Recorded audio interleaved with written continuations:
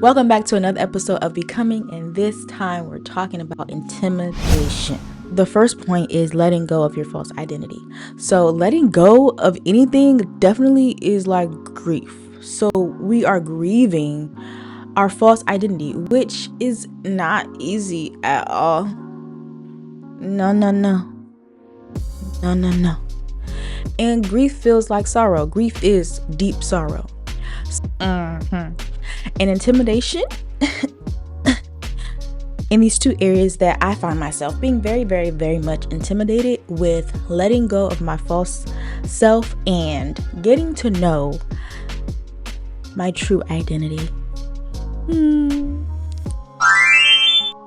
For me, that is something that is so major because I really am struggling trying to let go of who I wanted to be. Like the goals and the dreams that you had as a child, and you're now an adult married with 3 children, and you're just like, what the heck? First of all, my hair, shout out to my hair. I didn't know what I wanted to do to my hair. I was gonna put a scarf on, but I'm glad I did this little situation. When I first started therapy, I was talking to my therapist about all the stuff that was going on, and she was just like, do you know what the 5 stages of grief are? Have you experienced them? Do you know what stage you're at currently? And I was like, girl, I don't know. So we're gonna go through those 5 stages of grief real quick. We're not gonna do a deep dive, but we're gonna we're gonna put our feet in the water. Yeah. So the 5 stages of grief are denial, anger, bargaining, depression, and acceptance. I don't know. But when it comes to denial is just basically not believing something that's true. You refuse to believe the truth. Yeah, you are choosing to believe a lie, which is absolutely crazy when you think about it. Sorry, I'm not sure why my nose is running. I apologize for all the sniffing. So when it comes to your identity, you do not want to believe that you're not supposed to be what you've dreamed of, what you worked so hard for, and you've set all these goals in place and this timeline of what you want it to be, and you don't want to believe that that's not the truth. So like completely disconnecting yourself from who you thought you'd be or who you wanted to be is definitely difficult. Yeah. And so 2 is anger. We all know what anger is. It's just a really strong emotion that you don't really like it. So some people like to be mad. I stay away from that. I'm not a very good person when I'm angry. I don't know why my nose is running. So 2 says when it comes to your identity with anger, you are mad at yourself, 1 for getting off track, 2 for mad at God because why you let me get this far.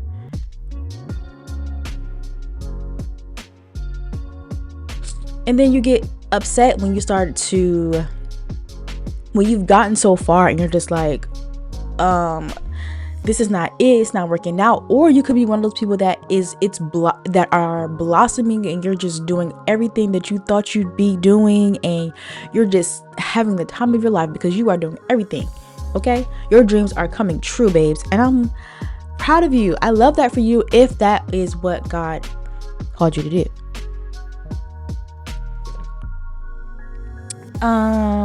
But I will probably be real big mad at God, like, why you let me get this far if this wasn't what I was supposed to be doing? Yeah. But number 3 is bargaining. Bargaining, when it comes to your identity, it's kind of like you're trying to figure out if you can do both. Say, God, can I do this and this? I can do, as long as I'm doing what you asked, I can still do this. Yeah, that's what I want. This is God. This is you. Can I do both? God's like, no. That was him really talking to me, not necessarily you. He might allow you to do both, but not Akia. And I love that for you. I don't like it for me, but go ahead. And number 4 is depression. Now, we all know depression is really, it's just a deep sadness and you just have nothing. So when it comes to your identity, you find yourself sad during seasons where you believe that God got it wrong. Like, God, I know that I should be here by now and I'm not there.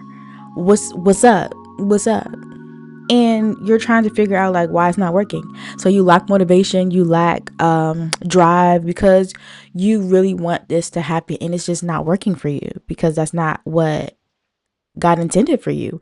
And you want your desires to meet God's plan. I just feel like I am worthless. Like, I am not living up to the standard of my standard, and I'm not even thinking about God's standard. Like, I'm just not living up to my standards, and I'm not really doing anything. Like, nobody's proud of me. Nobody's proud of me. I'm not doing anything that's worthwhile. Like, it's just really, really bad. Like, I just want to sit and be by myself. And then there are times I just want to go out and be adventurous and do anything that's not good. So 5 is acceptance. Is just believing that you are what God said you are. Believe in God and everything else is a lie. Basically it, and you begin to walk out and live out your purpose. Now I wrote this question down, and I don't even know why, because it hurt my feelings a little bit. And the question is, who are you when it's just you and God? And it took me a little while to figure out the answer to that, because like I don't really know. But spending time with yourself and spending time with the Lord is really a way to get to know who you are and get to know God. I don't think you can get to know yourself without knowing God personally, but because who you are is in God. So how can you? Yeah, exactly. Because we put on all these filters that look like what we want to look like and not what the Lord wants us to look like. So we try to adjust our makeup, adjust our hair, change our glasses, change our clothes. We put on, and what we putting on is against what the Lord said. Yeah, we put on word curses. We put on generational curses. We put on false identities, and we put on bondage and brokenness and alcoholism, and we don't. None of that is us. None of that. So getting acquainted with ourselves is really, really, really something that the enemy does not want. So if we are able to identify who we are in God, that means the enemy is just like, oh my gosh, I'm shaking in my boots, because you can't get to know who you are, because that means you obtain power, and that means you know how strong you are. You know the authority that is in your hand and in your tongue. The enemy does not want you to know who you are. He wants you to be confused, lost, lonely. Even if you're not lonely, you can have friends around you or people around you that are feeding you things that are going against what God wants for you. And you're just eating it all. You're just putting on, and you're just trying to figure out why you're so confused. Why is everybody saying this, and why is everybody saying that, and why am I believing that? Because you have allowed yourself to be in environments and groups of people that are feeding you things that are lies, and you begin to think those lies are the truth. That is the trick of the enemy. He wants to leave you confused. He wants to go against what God said.